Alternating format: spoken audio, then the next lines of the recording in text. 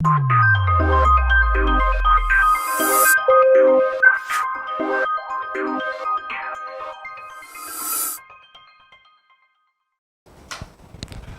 हम स्टार्ट करेंगे chapter number 6 और जिसका नाम है रेखाएं एवं कोण। देखिए दो नाम दिखाई दे रहे हैं यहां पर, एक तो क्या है, एक कोण दिखाई दे रहा और दूसरा नाम है रेखाएं। रेखाएं दोनों एक साथ क्यों पढ़ रहे हैं? जब कोण पढ़ेंगे तो वहां पर रेखाओं की हमें जरूरत पड़ेगी, ठीक है ना। बिना रेखाओं के कोण नहीं बन सकता है, इसलिए थोड़ा सा रेखाओं के बारे में हमें जानना जरूरी है। तो हमें मालूम होना चाहिए, मेरे ख्याल से आपको याद भी होगा कि पिछला जो चैप्टर था वहाँ पर हमने रेखाओं के बारे में काफ़ी डिटेल में समझा है। कुछ अभिग्रहित किए थे, कुछ अवधारणाएं की थी, कुछ प्रमेय किए थे। वहाँ पर हमने ये देखा था कि रेखाएं क्या होती है, कितने प्रकार की होती है और ये कैसे बनती है, ठीक है। फिर भी हम जब कोण की बात कर रहे हैं तो रेखाओं पर भी हम थोड़ा सा यहाँ पर डिस्कशन करेंगे। ध्यान देना इधर। रेखाएं जो होती है, एक तो होता है रेखा, इसके बाद में होती है किरण और इसके बाद होता है रेखाखंड। कहने का मतलब रेखाखंड। और ये बनते कैसे हैं रेखाखंड? एक तो रेखा मालूम होना चाहिए क्या होती है, किरण मालूम होना चाहिए और एक क्या होना चाहिए, रेखाखंड मालूम होना चाहिए। ये कभी रेखाओं मिलके कोण बनते हैं, कभी किरणों मिलके कोण बनते हैं, कभी कुछ रेखाखंड मिलके भी कोण बनते हैं। तो कोणों में ये तीनों पर डिस्कशन किया जाएगा, तीनों की हमें यहाँ पर जरूरत पड़ेगी। मैं आपको एक बात बता दूं कि जो हम ये वाला चैप्टर पढ़ रहे हैं वो चैप्टर पूरा का पूरा चैप्टर समतल पर बनने वाला है, समतल पर बनने वाला है। देखिए फिर से और एक बार, तो क्या समतल के अलावा और कहीं पर बनता है क्या? समतल, समतल, समतल, समतल मतलब समान तल। ये क्या होता है इस बात को जानना बहुत जरूरी है, ठीक है ना। इसके बाद समतल के अलावा और कुछ होता है क्या? तो बिल्कुल होता है और उसको बोला जाता है समष्टि। क्या बोला जाता है? समष्टि। समष्टि। देखिए तल जो होते हैं मुख्यतः दो प्रकार के होते हैं, एक तो समतल होता है और दूसरा क्या होता है, समष्टि होता है। इसको समझेंगे ना तो ये चैप्टर और बल्कि मैथ्स के जो कई बार टर्मिनोलॉजी यूज की जाती है ये कॉन्सेप्ट बड़े स्पष्ट होने वाले हैं। सम और तल, देखिए ये जो समतल बना हुआ है ना, दो शब्द मिलके बना है, एक सम और एक क्या है, तल। ये जो आपको बोर्ड दिखाई दे रहा ये क्या है, समतल है। मैं जितनी भी चीजें लिख रहा हूं यहां पर, ये कहां पर है, समतल पर है। आपका जो कॉपी का पेज है या बुक का पेज है वो पूरा क्या है, समतल है। समतल का मतलब ये है कि आपने क्या किया, ये पेन लिया और ऐसा लिखना चालू कर दिया। आप देखेंगे कि केवल एक समतल पर आप इसका डायग्राम बना रहे हैं। देखिए आप कोई भी डायग्राम बना रहे हैं तो आप कहां पर बना रहे हैं, एक समतल पर, प्लेन पर बना रहे हैं, ठीक है। इसको और थोड़ा सा दूसरे तरीके से भी हम समझेंगे। यहां पर समष्टि का मतलब क्या है? समष्टि, समष्टि का मतलब होता है स्पेस, खाली जगह। ये जो हमारे जो वायु यहां पर है ना, ये क्या है, समष्टि है। समष्टि का मतलब क्या होता है? ऐसे कई सारे डायग्राम होते हैं जो हम इस समतल पर नहीं बना सकते, बनाने की कोशिश करते हैं या दिखाने की कोशिश करते हैं। जैसे देखिए आप, मेरे पास में क्या है, एक डस्टर है। देखिए ये डस्टर है, ठीक।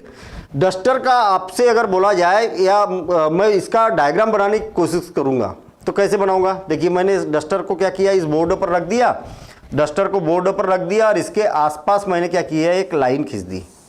क्या डस्टर का डायग्राम बन गया? बिल्कुल नहीं। समतल पर मैंने जब इस डस्टर को रखा था उसके आसपास की लाइनें बनाई तो ये पीछे वाला हिस्सा बना, ये केवल, इसके ऊपर वाला हिस्सा नहीं बना, ठीक है ना। तो जब ये ऊपर उठा हुआ है तो इसको दिखाने के लिए हम दूसरे तरीके यूज करते हैं कि भाई ये थोड़ा सा जो ऊपर उठा हुआ है इसको दिखाना है तो हम इसको 3D डायग्राम बना देते हैं इस प्रकार से, और ये दिखेगा कि ये क्या बन गया, एक डस्टर बन गया। लेकिन ये बोर्ड के ऊपर उठा है ना, तो जब किसी डायग्राम को आप एक समतल पर नहीं दिखा सकते तो वो क्या हो जाएगा, समष्टि हो जाएगा। मतलब ये हवा में उठा हुआ इधर बाहर की ओर, ठीक है ना। तो वास्तव में देखा जाए तो ये 1D, आगे चल के सीखने का मौका मिलेगा। 1 डायमेंशन या एक दिशा बोल सकते हम, और 2 डायमेंशन, 2 डायमेंशन, ठीक है। एक निर्देशांक और द्विनिर्देशांक या 2 निर्देशांक बोल सकते हैं हम। ये समष्टि में बनता है 3D। 3 dimension, 3 dimension. ठीक है, 1D का मतलब क्या हो गया कि एक सीधी सीधी रेखा एक डायरेक्शन में, देखिए एक ही दिशा में जा रही है, ये इधर दिशा में जा रही, चाहो तो आप इसको बढ़ा दो, कहीं पर भी नहीं मुड़ेगी। ये क्या हो गया, 1 डायमेंशन हो गया, एक दिशा में जा रही है। और दूसरा 2 डायमेंशन की बात करेंगे तो देखिए ऐसे में भी और ऐसे में भी, जब आप कोई सरल रेखा खींचते हैं तो ये 1 डायमेंशन होती है, चाहे ऐसी खींचो, चाहे ऐसी खींचो, चाहे ऐसी खींचो, चाहे ऐसी खींचो, चाहे ऐसी खींचो। देखिए रेखाएं और कोण पढ़ाते पढ़ाते हम दूसरी टॉपिक पर घुस गए, लेकिन ये टॉपिक बड़ा महत्वपूर्ण है। ये छोटी छोटी सी चीज़ें हैं लेकिन ये महत्वपूर्ण है, ये हमें कहीं ना कहीं इन टॉपिक को समझने के लिए हेल्प करता है। ठीक है ना, ध्यान देना इधर। आप अगर सीधी रेखा खींचते हो तो जीवन में याद रखना कि जब भी सीधी रेखा खींचते हैं तो क्या कहलाएगा, 1 डायमेंशन कहलाएगा, एक दिशा कहलाएगी, एक डायरेक्शन कहलाएगी। ठीक है ना। यदि आप जब भी कोई डायग्राम बनाते हैं और आप आड़ी टेढ़ी लाइन खींचते हैं या कोई चित्र बनाते हैं जिसमें सीधी सीधी लाइन ना होके आड़ी टेढ़ी लाइन बनाते हैं, लेकिन पेपर पर ही बनाते हैं, तो ये जो आड़ी टेढ़ी लाइन है वो कहाँ पर बनेगा, 2D की बात यहाँ पर की जाती है। ठीक है। और जब पेपर के ऊपर कोई डायग्राम उठा हुआ होता है तो उसको क्या बोला जाता है, 3D बोला जाता है। आपने कई बार पिक्चर भी देखी होगी 3D क्या होती है, पर्दे पर पिक्चर देखते देखते हमें ऐसा लगता ना कि वो पर्दे से निकल के हमारे तक पहुंच गया। ठीक है ना, उसने अगर फिल्म में कोई अगर आग का गोला फेंका तो हमें ऐसा लगता कि वो हमारे ऊपर आ गया। ठीक है ना, तो ये क्या हो जाएगा, 3D हो जाएगा। और 2D का मतलब ये है कि जो पर्दे पर चलती है वो पर्दे से बाहर निकल के नहीं आती है, वो क्या हो जाएगा, 2D हो जाएगा।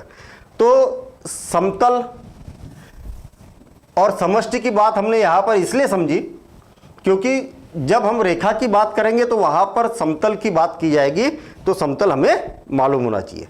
तो ये 3 बातें हम समझेंगे और 3 बातें समझने के बाद में फिर हम यहाँ पर कोण स्टार्ट करेंगे। यहाँ पर अलग अलग प्रकार के हमें कोण समझना पड़ेगा कि कोण किस किस प्रकार के होते हैं।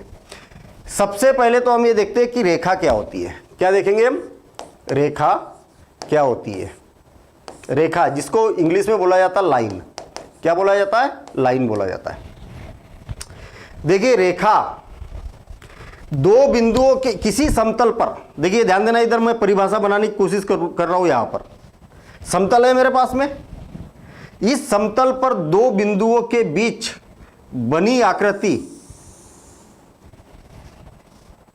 ये 2 बिंदु है ना, दोनों बिंदुओं को मिला दिया मैंने। किसी समतल पर 2 बिंदुओं के बीच बनी आकृति को रेखा कहते हैं यदि ये बिंदु क्या हो, इसमें उपस्थित न हो। बड़ी अजीब सी बात कर दी, 2 बिंदु है लेकिन ये दोनों बिंदु कहां पर है मालूम है, ये उधर वाले अनंत पर है और ये वाला बिंदु उधर वाले अनंत पर है। अनंत तो किसी ने देखा ही नहीं है, अनंत तो अनंत होता है जो अपरिभाषित होता है। ठीक है ना, 2 अनंत पर बिंदु है, पता नहीं इधर वाला बिंदु कहाँ है और इधर वाला बिंदु कहाँ है, और दोनों को अगर मिला दिया जाए तो उसको क्या बोला जाएगा, या दोनों के बीच की जो बनी आकृति को क्या बोला जाएगा, रेखा कहा जाएगा। रेखा की परिभाषा क्लियर हो रही है फिर से और एक बार देखिए। रेखा की परिभाषा हम यहां पर बोलेंगे किसी समतल पर, किसी समतल पर, समतल, समतल मतलब ये वाला समतल है, बोर्ड समतल है, आपकी कॉपी समतल है, जिस पर आप डायग्राम बना रहे हैं वो समतल है। ठीक है ना, किसी समतल पर 2 बिंदुओं के बीच बनी आकृति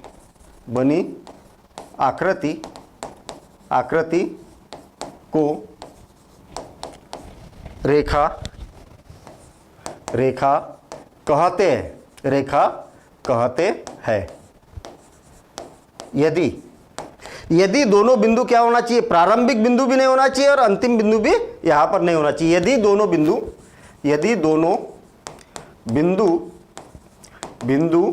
न हो, या हम बोल सकते हैं कि प्रारंभिक और अंतिम बिंदु यहां पर क्या होना चाहिए, नहीं होना चाहिए, या जिन बिंदुओं की हमने बात की है वो यहां पर नहीं होना चाहिए।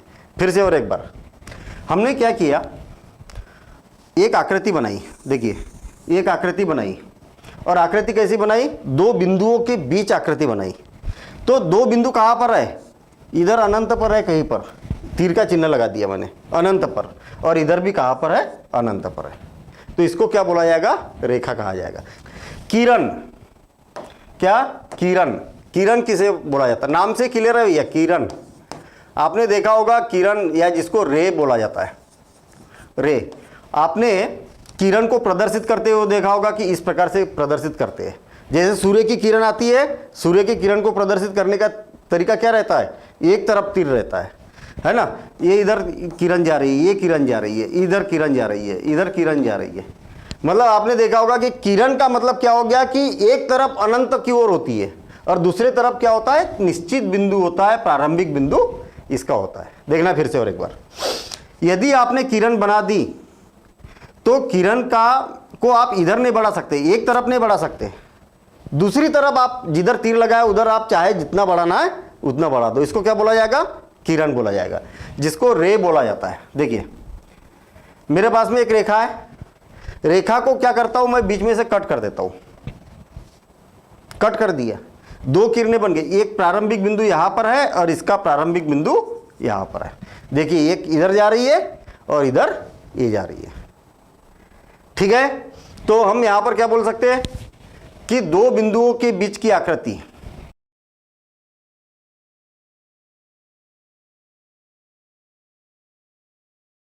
बात समझ में आई क्या बोलना चाह रहे हैं हम, ध्यान देना इधर।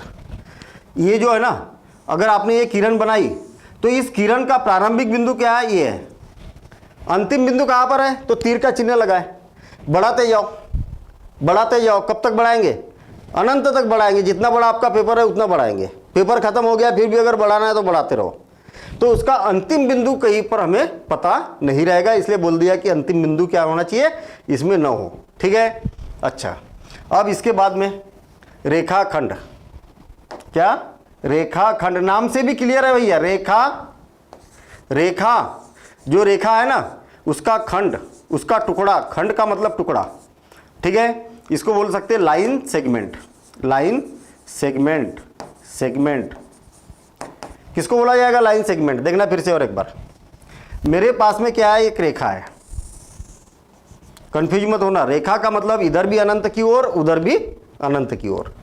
मैं क्या करता हूं, इसको कट कर देता हूं, यहां से भी कट कर दिया और यहां से भी कट कर दिया, एक टुकड़ा मिल गया मुझे, इधर से भी तीर हटा दिया, इधर से भी तीर हटा दिया, और ये बिंदु और ये बिंदु मिल गया।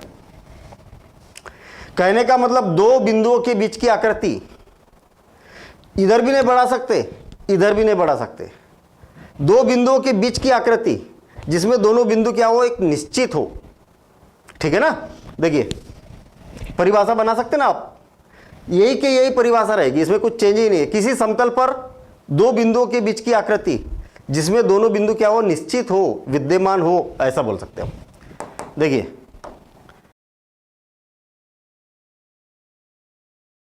सिंपल रेखा की परिभाषा, दो बिंदुओं के किसी समतल पर दो बिंदुओं के बीच की बीच की आकृति जिसमें दोनों बिंदु ना हो, प्रारंभिक बिंदु भी नहीं है अंतिम बिंदु भी नहीं है। किरण जिसमें प्रारंभिक बिंदु तो है लेकिन अंतिम बिंदु है ही नहीं, ठीक है। दिशा कोई भी हो सकती है, दिशा की तो कोई बात ही नहीं कर रहे हम। इसके बाद में रेखाखंड, रेखाखंड मतलब जिसमें दो बिंदुओं के बीच की आकृति किसी समतल पर जिसमें दोनों बिंदु विद्यमान हो, तो ये क्या बन जाएगी, रेखा और रेखाखंड और किरण की परिभाषा बन जाएगी। अब महत्वपूर्ण परिभाषा और दो आपको समझना है, और यदि हम इससे रिलेटेड अगर थोड़ी सी और बात करें तो देखिए मैं यहाँ पर नोट में लिख देता हूँ और आप भी इसको नोट में लिख देना। ये इधर लिख रहा हूँ मैं, रेखा, रेखा और क्या है, किरण, किरण और क्या है, एक रेखाखंड, रेखाखंड। उदाहरण के लिए, उदाहरण हम तीनों के एक साथ उदाहरण यहाँ पर बना देते हैं। रेखाखंड, ध्यान देना इधर, रेखा किसको बोला जाता है तो उसका डायग्राम बना देता हूँ मैं यहाँ पर, इस प्रकार से डायग्राम बना देता हूँ। अब इस रेखा को अगर प्रदर्शित करना है, नाम अगर देना है तो ये यहाँ पर ऐसा डैश लगा दीजिए, यहाँ पर डैश लगा दीजिए। भाई प्रदर्शित कैसे करेंगे, रेखा तो इधर अनंत तक जा रही है, इधर भी अनंत तक जा रही है, लेकिन अगर इसको दिखाना है कुछ ना कुछ तो नाम देना पड़ेगा, तब तो दिखा पाएंगे हम। तो दिखाने के लिए क्या है कि इस प्रकार से कहीं पर हम देश लगा देते हैं, एक का नाम दे देता हूं मैं ए और दूसरे का नाम बी दे देता हूं। इसको लिखने का तरीका होता है ए बी नाम हो गया, और रेखा में क्या होता है दोनों इधर तीर लगे होते हैं, तो दोनों इधर तीर इस प्रकार से हम लगा देते हैं, दोनों इधर तीर, ऐसा भी इसको प्रदर्शित करते हैं। या तो फिर ऐसा भी लिखते हैं हम रेखा रेखा ए बी, ऐसा भी इसको लिख सकते हैं। चाहो तो आप ऐसा लिखिए, चाहो तो ऐसा लिखिए, और ये हो गया उसका डायग्राम, ठीक है ना, ये क्या बन गया डायग्राम। लेकिन गणित में हल करते समय रेखा ए बी लिख देंगे तो काम हो जाएगा, आपको समझ में आ जाएगा कि ये क्या है, रेखा ए बी है। किरण, किरण में इधर तीर लगा दो या इधर लगा दो, किधर भी लगा दो, ठीक है। इसका एक बिंदु ये तो नहीं मालूम, और बी बिंदु एक निश्चित बिंदु है, अंतिम बिंदु है। ये किरण है ना, आप चाहो तो इधर ये लिख दो, इधर मैं ये लिख देता हूं, उससे कोई फर्क नहीं पड़ेगा।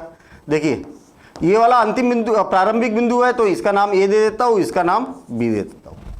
याद रखना कि किरण है ना, तो प्रारंभिक पर ही आपको नाम देना पड़ेगा, ऐसा बीच में नाम नहीं दे सकते। क्यों? क्योंकि ये तो निश्चित है ना भाई, इसमें क्यों बीच में दे दिया? क्योंकि ये वाला निश्चित नहीं था, ये भी निश्चित नहीं था, ये वाला निश्चित है इसलिए यहां पर नाम दे दिया, और ये इधर तीर है अनिश्चित है, इसलिए कहीं पर भी नाम दे दो, इस प्रकार से। तो किरण को प्रदर्शित करने का तरीका क्या होता है, ए बी और ऐसा तीर। आपके दिमाग में ये बात आ रही होगी कि सर इसका तो मुंह इधर है और आपने मुंह कर दिया इसका इधर, इसका मुंह कर दिया इधर, तो गड़बड़ तो कर दिया ना। नहीं, गड़बड़ नहीं किया। ये जो किरण जा रही है किधर से जा रही है, ए से बी की ओर जा रही है ना। देखिए तीर किधर है, बी की ओर है, तो मैंने इधर भी बी की ओर तीर रखा है, ए से बी, यहां पर दिखा रहा है कि ए से बी की ओर किरण जा रही है। या तो फिर हम लिख सकते हैं किरण किरण ए बी, ऐसा किरण ए बी ऐसा लिख सकते हैं आप। हाँ, अगर आप ऐसा लिखेंगे ना बी ए ऐसा, तो फिर गलत तरीका है। ये बी से ए की ओर थोड़ी जा रही है, ए से बी की ओर जा रही है, इसलिए आपको ऐसा लिखना है। डायग्राम चाहे कैसा भी हो, देखिए ये किरण है एक आपके पास में, इसका नाम ये है और इसका नाम क्या कर दिया आपने, बी दे दिया। तो इसको भी प्रदर्शित करना है तो क्या करेंगे आप, ए बी ऐसा। बातें बड़ी छोटी छोटी सी है ये, लेकिन बड़े काम की है ये। जब हम लिखेंगे ना तो वहां पर लिखने के तरीके में आपको बिल्कुल हेल्प करेगा ये, और आसान भी है। समझ में आ रही ना बात सब सारी। अब रेखाखंड, रेखाखंड, रेखाखंड को तो तीर लगाना ही नहीं ना, क्यों तीर लगा दिया मैंने। रेखाखंड में क्या होगा कि एक ये वाला बिंदु निश्चित होगा और आखिरी अंतिम भी बिंदु निश्चित होगा।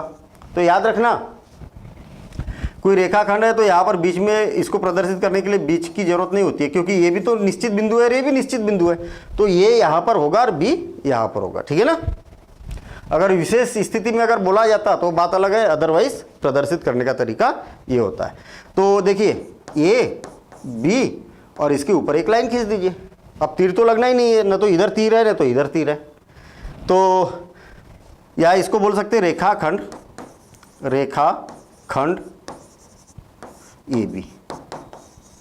ये प्रदर्शित करने का तरीका वही है, बस नाम सामने लिख देना है तो आपको ये पता चलेगा किरण ए बी है, ये भी रेखा लिख दिया तो रेखा ए बी है, और यहाँ रेखाखंड है तो रेखाखंड हो गया। क्लियर। अब इनको प्रदर्शित करने के लिए सामान्यतः इन्हें सामान्यतः L M N dash dash dash से प्रदर्शित किया जाता है। ये क्या लिख रहा हूं मैं मालूम है, समझ में आई बात? नहीं आई समझ में, देखना इसको आप नोट कर लेना, ठीक है ना, नोट कर लेना इस। लेकिन उससे पहले आप ये समझ लीजिए कि मैंने यहाँ पर ये क्या लिख दिया, एल एम एन। कई बार क्या होता है, आपने एक रेखा खींच दी या एक किरण खींच दी, दूसरी किरण खींच दी, एक रेखाखंड खींच दिया और एक किरण एक रेखा खींच दी। देखिए एक किरण हो गई, दूसरी किरण हो गई, एक रेखाखंड हो गया और एक क्या कर दिया आपने, रेखा खींच दी। मान लिया जाए कोई क्वेश्चन आ गया और आपको उसमें एक रेखा खींचने के लिए बोला, एक किरण भी बनाने के लिए बोला, या कोई एक रेखा खंड भी खींचने के लिए बोला, अब तो हो गई यहाँ पर होच पोच। आपको अगर दिखाना है कि कौन सी रेखा की बात कर रहे हैं या कौन से रेखाखंड की बात कर रहे हैं, तो इनको प्रदर्शित करने के लिए आप एक इनके नाम दे सकते हैं। नाम तो होना चाहिए ना, तो नाम कैसे, सामान्यतः कैसे दिया जाता है? आपने दे दिया भैया इस रेखा को यल नाम दे दिया, इस किरण को यम नाम दे दिया, इस किरण को यन नाम दे दिया, और इसको वो नाम दे दिया, इस रेखाखंड को वो नाम दे दिया। अब आप बता सकते ना कि यल रेखा, यम किरण, यन किरण, वो रेखाखंड, ऐसा बता सकते कि नहीं?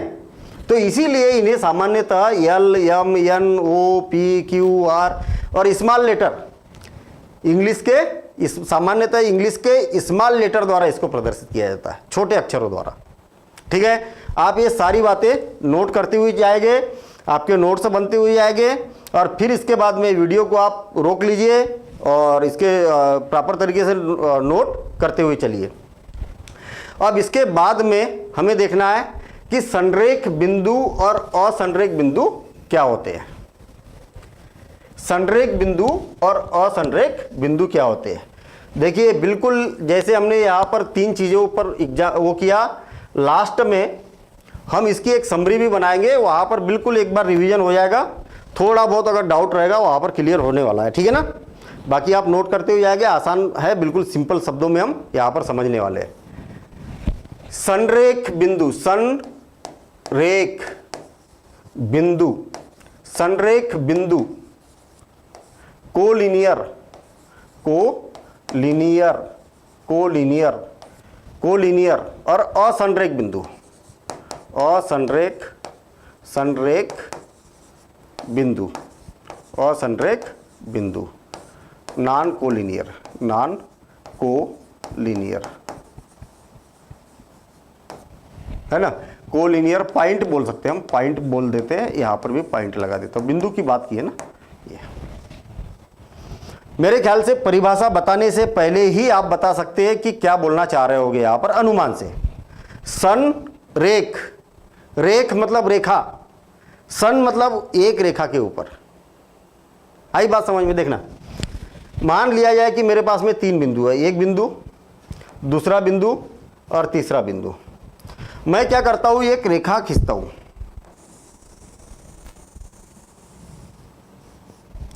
एक रेखा खींचता हूं तीनों को मिलाते हुए। एक बिंदु था ए, दूसरा बिंदु था बी और तीसरा बिंदु था सी। अगर तीनों बिंदु एक रेखा पर आ जाए तो संरेख बोलेंगे हम। आई बात समझ में? देखना, मैंने क्या किया, एक बिंदु लिया P, दूसरा बिंदु लिया Q और तीसरा बिंदु लिया R। तीसरा बिंदु क्या लिया? R। मैंने क्या बोला कि सारे बिंदु एक रेखा पर आ जाए तो उसको क्या बोला जाएगा? संरेख बोला जाएगा। लाके देखता हूं मैं, इधर से रेखा खींचते हुए आया मैं और इस बिंदु को मिलाने की कोशिश की तो भैया मुड़ना पड़ा, मेरे को मुड़ना पड़ा। तो फिर रेखा कहाँ से हुई? रेखा मुड़ती थोड़ी है, सीधी सीधी चलती है रेखा तो, ठीक है ना? तो मुड़ने की जरूरत पड़ी मुझे, तो मुड़ने की जरूरत पड़ी तो मतलब ये क्या हो गया? संरेख नहीं हुआ। देखना, बिना मुड़े मैं मिलाने की कोशिश करता हूँ, ये दोनों को अगर मिलाया ये छूट गया, ये दोनों को मिलाया ये छूट गया, ये दोनों को मिलाया, सॉरी किसको किसको मिलाया? ये दोनों को मिलाया तो ये छूट गया। अगर सिर्फ एक ही रेखा से अगर मिलाना चाहो तो तीनों को मिला सकता हूं क्या?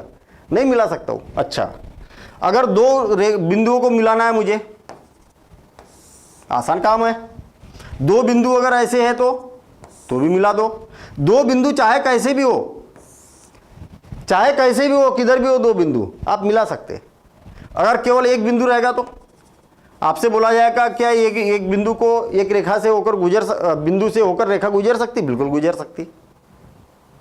नहीं आई बात समझ? मैं क्या बताना चाह रहा हूं कि अगर 3 बिंदु है तो एक ही लाइन में हो सकते हैं या तो अलग अलग भी हो सकते, एक लाइन पर न आए, ऐसा भी हो सकता।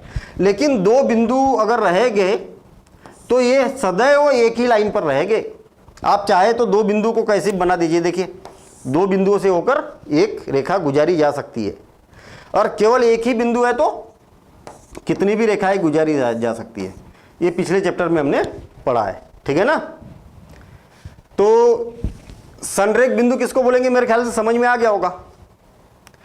तीन या तीन से ज्यादा किसी समतल पर तो रहेगा ही रहेगा भाई। इस चैप्टर में जितनी भी बातें करेंगे हम समतल की ही बात करेंगे। किसी समतल पर तीन बिंदु जिससे होकर एक रेखा गुजारी जा सकती है, या एक रेखा पर स्थित हो, एक रेखा पर स्थित हो। अगर तीनों बिंदु पर आप स्केल मिलाएंगे तो एक स्केल से तीनों बिंदु मिल जाएंगे। अगर ऐसा है तो संरेख बोलेंगे। देखिए परिभाषा बनाना बिल्कुल आसान काम है, रटना नहीं है कोई भी परिभाषा, ठीक है। जो जो काम किया है वही काम हमें परिभाषा में बताना है। हमने ये देखा कि तीन या तीन से ज़्यादा बिंदु रहेंगे, तभी तीन से ज़्यादा बिंदु बना देता हूँ मैं। ये देखिए है कि नहीं संरेख, 5 बना दो। इस रेखा पर तो अनंत बिंदु बनाए जा सकते हैं। ये यहाँ बना लो, यहाँ बना लो, यहाँ बना लो, एक ही लाइन पर है। किसी समतल पर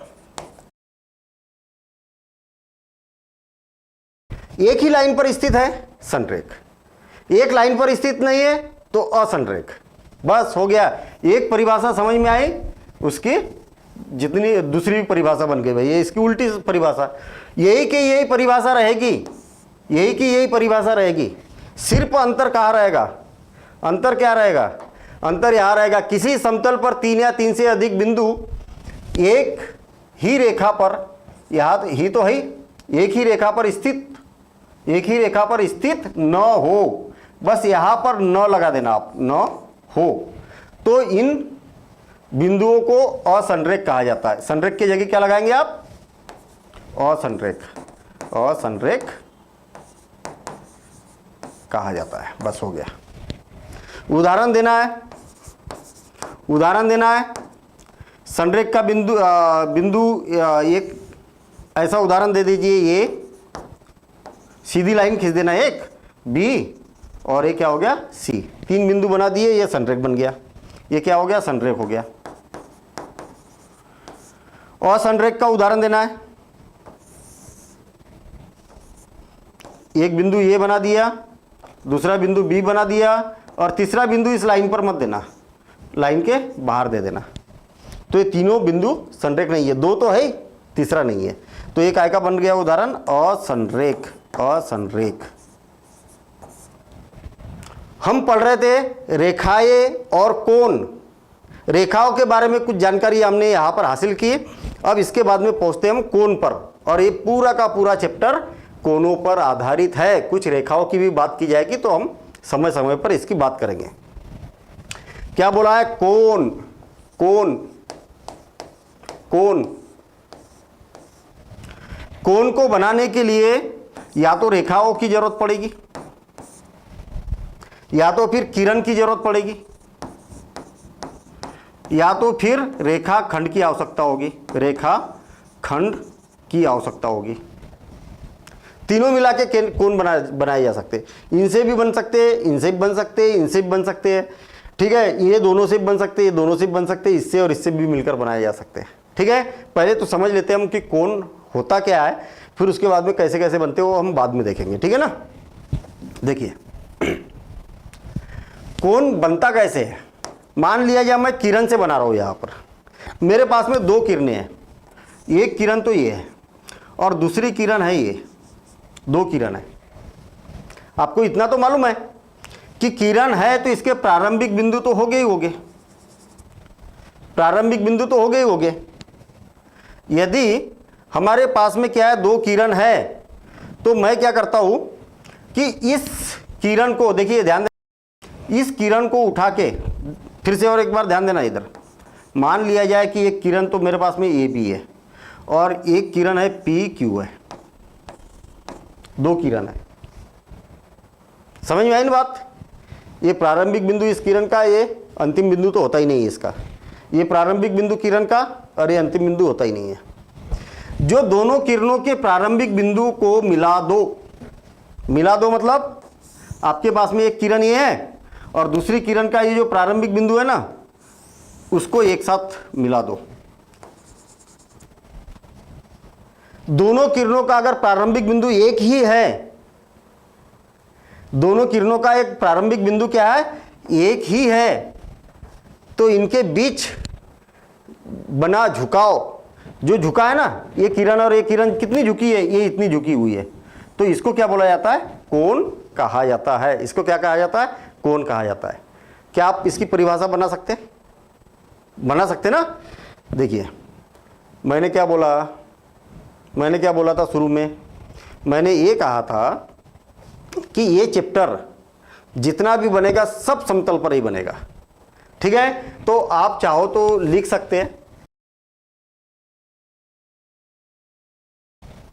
मान लिया जाए कि मेरे पास में एक किरण है जिसका नाम वो ये है। देखिए वो, इसका नाम क्या है ये, और इसका नाम, दूसरी किरण का नाम है वो बी। बस दोनों, ये वाली भी किरण का और ये वाली भी किरण का प्रारंभिक बिंदु तो एक ही है, तो यहाँ पर जब एक ही है तो एक ही नाम दे देते ना अपन, दो बार नाम देने की जरूरत थोड़ी है। तो जब प्रारंभिक बिंदु एक ही है तो इसका नाम एक ही दे दिया। ये किरण कौन सी हो गई, ये ओ ए और ओ बी, ओ ए तथा ओ बी क्या हो गई, किरणें है ना, ये क्या हो गई, किरणें हो गई। वो क्या हो गया, इनका दोनों का प्रारंभिक बिंदु हो गया, प्रारंभिक बिंदु हो गया, प्रारंभिक बिंदु हो गया। ठीक है, अब देखिए इनके बीच में ये क्या बन गया, थीटा, ये वाला क्या हो गया, एक कोण बन गया। सर बढ़िया चल रहा था, ये थीटा कहाँ से आ गया भाई? ठीक है, ऐसा होता है ना कई बार, सर बढ़िया सारी चीज़ें चल रही थी, ABCD तो मालूम था, ये थीटा नया शब्द कहाँ से आ गया? आपको मैं एक बात बता दूं कि जब कोण की बात कर रहा है तो सामान्यतः कोण को थीटा से प्रदर्शित किया जाता है। तो फिर थीटा का मान कितना होता है? थीटा का मान कुछ भी हो सकता है। भाई आपका एक चीज़ बताइए मुझे कि इतना बड़ा कोण भी हो सकता है, इतना बड़ा भी कोण हो सकता है, इतना बड़ा भी कोण हो सकता है, ये वाला, इससे बड़ा और भी हो सकता है कोण, ये इतना बड़ा कोण हो गया यहाँ पर। कहीं पर 10 डिग्री का भी हो सकता है, 10 अंश का, ये 10 अंश का कोण हो गया। 30 अंश का, ये 40 अंश का भी हो सकता है, 30 अंश का भी हो सकता है, 90 का भी हो सकता है, 120 अंश का भी हो सकता है ना। भाई कोण की माप तो कम ज़्यादा हो सकती कि नहीं? तो आपने यहाँ कितने कोण, डिग्री का कोण बनाया, तो कितना भी हो सकता है। इसलिए उसको प्रदर्शित करने के लिए थीटा का मान 10 हो सकता है, 30 हो सकता है, 20 हो सकता है, कुछ भी हो सकता है। तो फिर आया कहाँ से? थीटा जो है ना वो ग्रीक वर्ड है, ग्रीक का शब्द है ये, और शब्द भी क्या है, शब्द नहीं है ये, अल्फ़ाबेट है, ग्रीक का अल्फ़ाबेट। नहीं समझे भाई? हम क्या है, इंग्लिश सीखते हैं, अंग्रेजी सीखते हैं, और अंग्रेजी सीखने में ABCD यूज़ करते हैं हम, और जब ABCD यूज़ करते तो छोटी ABCD, बड़ी ABCD, ये सब यूज़ करते हैं। ऐसी ग्रीक में भी उनकी भी अपनी ABCD होती है, और ABCD कैसी होती है उनकी, अल्फ़ा, जैसे हम ये बोलते हैं तो वहाँ पर alpha, beta, gamma, delta, lambda, ये सारे चिन्ह आएंगे। अब जैसी जैसी हमारी क्लासेस बढ़ते जाएगी वो वहाँ की ABCD है। पाई भी वहाँ वही का है, 16वां लेटर है पाई, ये पाई, ठीक है ना। तो ऐसे ग्रीक वर्ड है, तो ग्रीक वर्ड से थीटा है ना, फाई, साई, काई, ऐसे बहुत सारे उनके वर्ड है, तो वहीं से लिया हुआ है ये वर्ड। और थीटा जो है उसको कोण को प्रदर्शित करने के लिए उपयोग में लाया जाता। तो आपको मालूम भी होना चाहिए कि ग्रीक वर्ड है ये, ठीक है ना, ये वहाँ की ABCD है। अब यहाँ पर जो OA और OB क्या थी, किरणें थी भाई। एक किरण ये थी और एक किरण ये थी हमारे पास में, लेकिन पहले तो किरणें थी और दोनों किरणों ने क्या बना दिया, कोण बना दिया। क्या बना दिया, कोण बना दिया, और ये बन गया यहाँ पर कोण। जब कोण बना तो अब ये किरणें नहीं बोलेंगे इसको, हम इस कोण की भुजाएं बोलेंगे। क्या बोलेंगे, भुजाएं। इसको क्या बोलेंगे, अब किरणों को भुजा बोलेंगे, भुजाएं, भुजाएं। ठीक, ये किसकी भुजा, कोण की भुजा, किरणों की भुजा नहीं। भाई बना क्या, कोण, तो कोण की भुजाएं बनेंगे। ठीक है, एक भुजा ये हो गई और एक भुजा ये हो गई, तो भुजा एक लिखने की जरूरत नहीं है, आप भुजा ही लिख दो इसको। ठीक है, ये भुजा ही तो है, एक भुजा हो गई और वो क्या हो गई, दूसरी भुजा हो गई।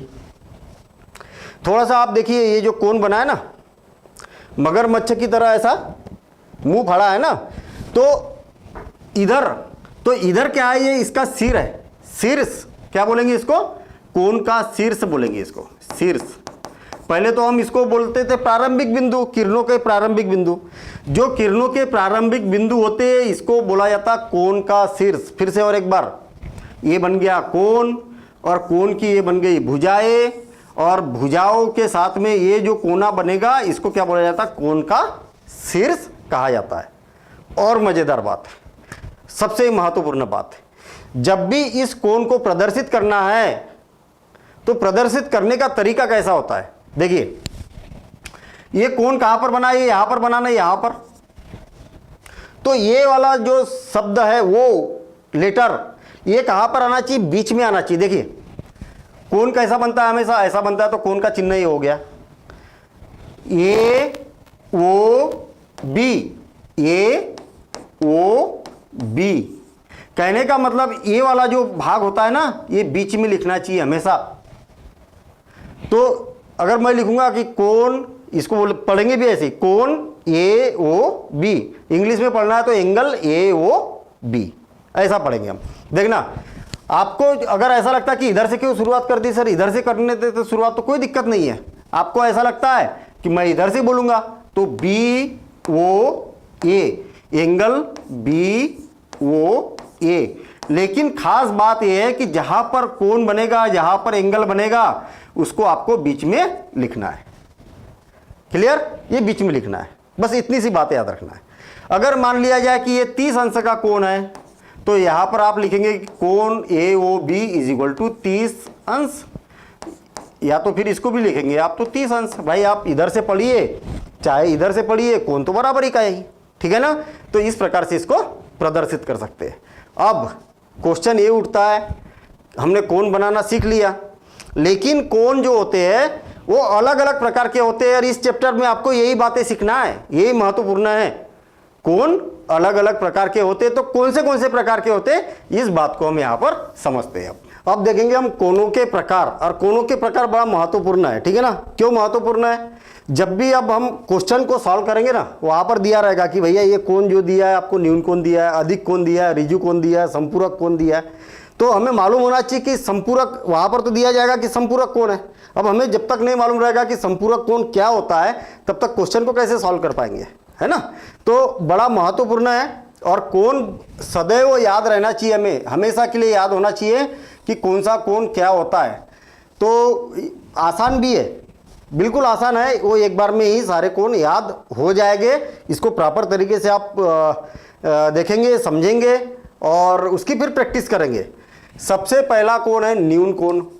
न्यून कोण, देखिए न्यून कोण कुछ एक सेट बनाते हम, एक ग्रुप बनाते, और उस ग्रुप में उसको याद रखते, तो बड़े आसानी से याद रख सकते हम। एक तो न्यून कोण हो गया, ये मालूम होना चाहिए क्या होता है न्यून कोण। एक हो गया समकोण, समकोण, और समकोण के बाद में हो गया अधिक कोण, अधिक कोण, अधिक कोण। अब इसके बाद में हो गया ऋजु कोण, ऋजु कोण, ऋजु कोण, और ऋजु कोण के बाद में हो गया इसके परिवर्ती कोण, परिवर्ती कोण। तो ये एक ग्रुप है, और इस ग्रुप को याद रखना बड़ा आसान काम है। न्यून कोण, समकोण, अधिक कोण, ऋजु कोण और परिवर्ती कोण। देखिए इसको याद रखना कैसा आसान काम है। हम बनाते यहाँ पर 4 पार्ट, ऐसे पार्ट बना देते, ठीक है ना, ऐसे 4 पार्ट बना दिए। अब यहाँ से कितना हो गया, 90 हो गया, और यहाँ से लेके कितना हो गया, 180 अंश हो गया। ध्यान देना इधर, भाई आप चांदे की सहायता से देखेंगे तो चांदा ऐसी तो रहता है, ये ऐसा, और आप देखते हैं कि चांदे को आप कितनी डिग्री तक नाप सकते हैं। ये यहाँ तक कितना होता है, यहाँ 90 लिखा होता है, और यहाँ कितना होता है, 180 अंश होता है। इसका मतलब यहाँ से लेके यहाँ तक कितना हो गया, 90 हो गया, और ये भी 90 हो गया, तो पूरा मिला के कितना हो गया, 180 अंश हो गया। इसको याद रखने का तरीका बता रहा हूँ मैं। फिर इसके बाद में आगे बढ़ेंगे तो ये 270 हो गया, और ये हो गया 360। मतलब यहाँ से लेके यहाँ तक पूरा अगर एक चक्कर लगाते हैं तो 360 होगा कि नहीं होगा भाई। 180 अंश ऊपर और 180 अंश नीचे, तो 360 हो गया कि नहीं। देखिए ये हो गया 90 अंश यहाँ तक, और ये हो गया 180 अंश। ये पूरा यहाँ से लेके यहाँ तक 180 अंश, और फिर यहाँ से लेके यहाँ तक कितना हो गया ये, मतलब टोटल अगर पूरा एक राउंड लगाएंगे तो कितना हो गया 360 अंश। इतनी बात याद रखिए तो बड़े आसानी से आप इसके कोनों को परिभाषा याद रख सकते हैं। जब भी 90 अंश के बीच ये वाले भाग में बनेगा कोण, चाहे ऐसा बने चाहे ऐसा बने चाहे ऐसा बने चाहे ऐसा बने चाहे ऐसा, कहीं पर भी इस भाग के अंदर कोण बनेगा तो उसको न्यून कोण बोला जाता है। वैसे भी न्यून कोण किसको बोलते हैं, देखिए ये 90 अंश है ना, इसके अंदर इससे कम मतलब 0 से ज़्यादा और 90 से कम, 0 से ज़्यादा और 90 से कम न्यून किसको बोला जाता है, कम वाले को बोला जाता कि नहीं। तो न्यून कोण किसको बोलेंगे, ऐसा कोण, ध्यान देना इधर, ऐसा कोण जिसकी माप कितनी होना चाहिए, जिसकी माप 0 से अधिक और थीटा का मान मतलब कोण का मान और 90 अंश से कम हो तो उसे क्या बोलते हैं, न्यून कोण कहा जाता है। याद रहेगा, न्यून मतलब 90 से कम। कितना कम, आगे चल के जब आप बड़ी क्लास में जाएंगे ना तब आपको पता चलेगा कि ऋणात्मक कोण भी होते हैं। अभी तो हम ऋणात्मक की बात नहीं करना है, 9th क्लास में ऋणात्मक कोण की बात नहीं करना है। जैसे जैसे अपनी क्लास बढ़ते जाएगी फिर कोणों के भी प्रकार बढ़ेंगे और ऋणात्मक कोण भी होते हैं। ये सारी बातें आपको फिर बड़े क्लास में पढ़ने का मौका मिलेगा। तो अभी तो जितनी बातें उतनी बातें याद रखो। कितनी बात, न्यून कोण किसको बोलते हैं, न्यून यानी छोटा, छोटा यानी कि 0, छोटा का मतलब ये भी नहीं कि 0 से बड़ा और 90 से छोटा। समकोण, ऐसा कोण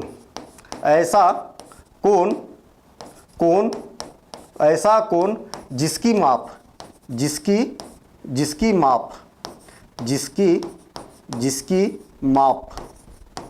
माप यहाँ पर भी माप लिख दीजिए, है ना, जिसकी माप 90 अंश हो, एग्जैक्ट 90 अंश हो तो इसको क्या बोला जाता है, समकोण बोला जाता है। आगे लिख सकते हैं, इसे समकोण कहा जाता है, ठीक है ना। अधिक का मतलब अधिक, नाम से तो क्लियर है ना, अधिक का मतलब अधिक कोण, अधिक कोण। और अधिक कोण किसे बोला जाता है, ऐसा कोण जिसकी माप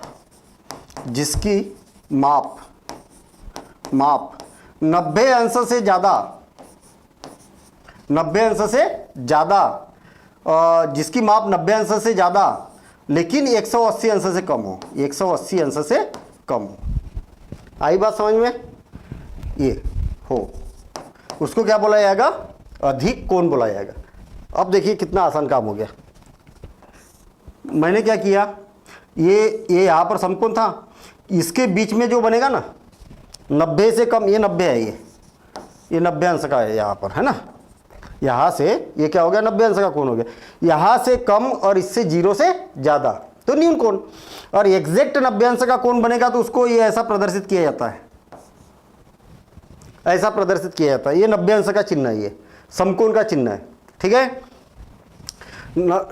0 से ज़्यादा 90 से कम न्यून कोण, समकोण 90 अंश एग्जैक्ट 90, और 90 से अगर ज़्यादा रहेगा तो, लेकिन कहाँ तक, 180 अंश तक, ये वाला।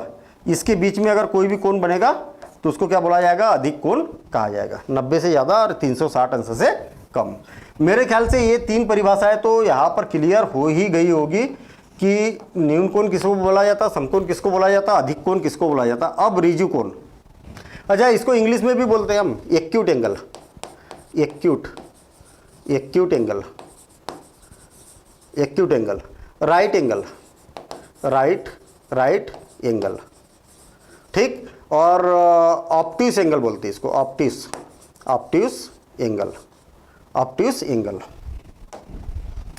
एंगल।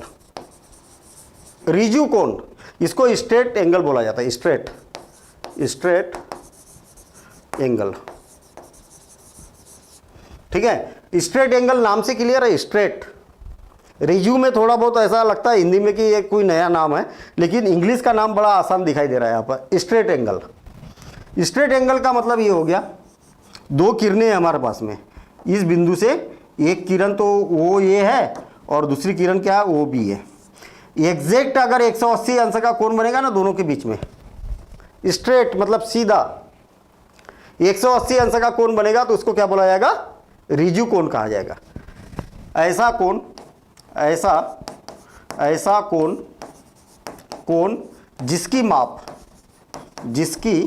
माप कितनी हो, 180 अंश हो, 180 अंश हो, तो तब इसे तो इसे किसको बोला जाता है, रिज्यू कोण कहा जाता है या स्ट्रेट एंगल कहा जाता है। अब परिवर्ती कोण, इसको बोला जाता है रिफ्लेक्स एंगल, रिफ्लेक्स एंगल, परिवर्ती कोण।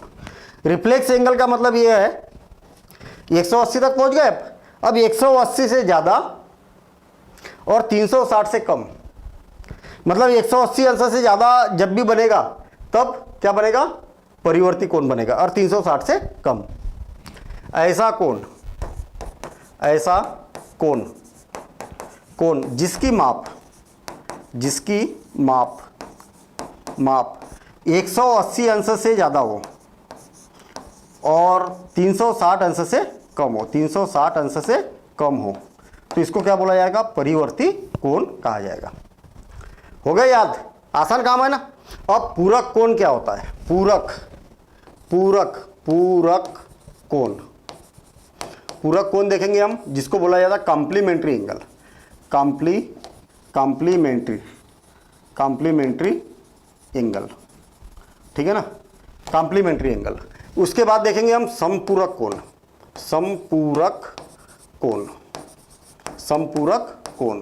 और समपूरक कोण को इंग्लिश में कहा जाता है सप्लीमेंट्री एंगल। सप्लीमेंट्री आती है ना भाई, पहले या तो पास होते हैं या तो फिर फेल होते हैं, और या तो फिर क्या आती है, सप्लीमेंट्री आती है। तो सप्लीमेंट्री जब आप एंगल समझेंगे उस टाइम में इस पर डिस्कशन करेंगे। फिर इसके बाद में बोला जाता है आसन्न कोण, कहीं ना कहीं आसन वाली बात की जा रही है इसमें, है ना। और जिसको बोला जाता है आसन्न कोण, यानी कि एडजेसेंट एंगल,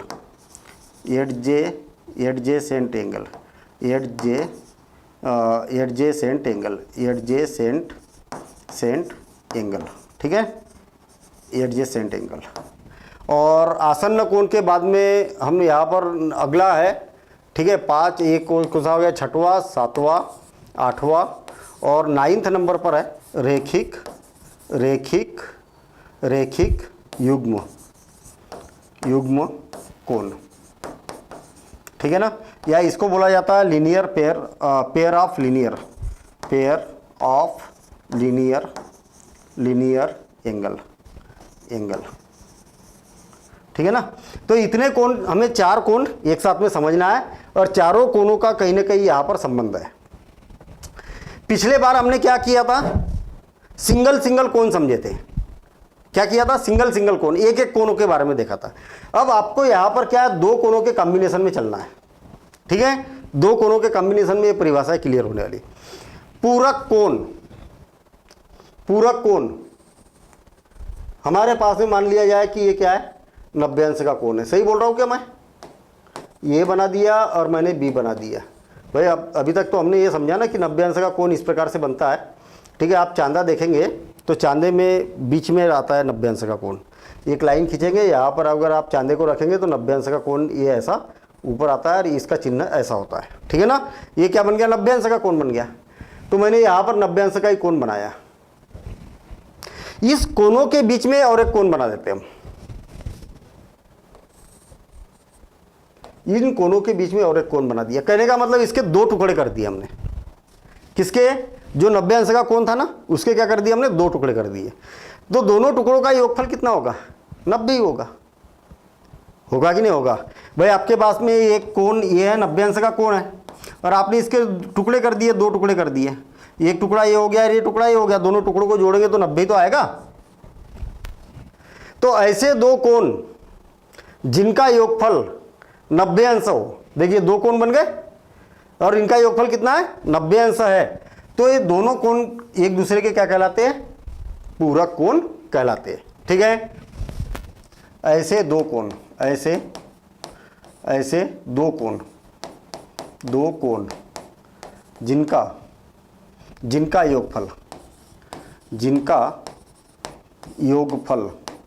योगफल 90 अंश हो, तो इन्हें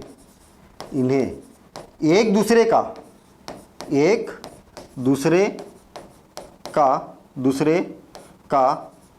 क्या बोला जाता है, पूरक कोण कहा जाता है, पूरक कोण कहते हैं। ठीक है ना, एक दूसरे के क्या कहलाते हैं, ये पूरक कोण कहलाते हैं। समपूरक कोण, ऐसे दो कोण जिनका योगफल 180 अंश हो, सेम इसी प्रकार से जिनका योगफल कितना हो 180 अंश हो। देखिए मैंने क्या किया, ये यहां पर O है और इसका नाम A दे दिया और इसका नाम क्या दे दिया, B दे दिया। ये 180 अंश हो गया कि नहीं। अब इनके बीच में कोई कोण बना दीजिए, ऐसा नहीं है कि छोटा बड़ा, दोनों का योगफल 180 अंश होना चाहिए। देखिए ये पूरा 180 अंश था तो इसके दो टुकड़े कर दिए, हो सकता है कि टुकड़ा यहां से किया, यहां से किया, यहां से, कहीं से भी कर सकते हो आप, बस दोनों का योगफल 180 अंश होता है। ठीक है, दोनों का। तो हम क्या बोलेंगे, समपूरक कोण को, एक दूसरे के समपूरक कोण। देखिए मान लिया जाए कि मेरे पास में एक कोण है, देखिए एक किरण है वो ये और दूसरी किरण है वो भी। ठीक है, इनके बीच में कितने अंश का कोण हो गया, 180 अंश का कोण हो गया। इसके दो टुकड़े कर देता हूं मैं, एक तो सी हो गया। जरूरी नहीं कि छोटा बड़ा, कितना छोटा कितना बड़ा, बस दोनों का योगफल 180 अंश होना चाहिए। तो इसका और इसका योगफल कितना हो गया, 180 अंश हो गया, तो बन गया समपूरक कोण। ये वाला कोण इसका समपूरक और ये वाला कोण इसका समपूरक। ठीक है ना, तो ऐसा हम यहां पर बोलेंगे। आसन्न कोण, मैंने बोला था कि आसन्न में कहीं ना कहीं आसन की बात की है भैया। आसन्न कोण कहीं ना कहीं आसन वाली बात की है, यहां पर आसन होगा कहीं ना कहीं। कैसे, हमारे पास में क्या दो कोण है, एक तो बन गया वो ये और दूसरा बन गया बी और तीसरा बन गया सी।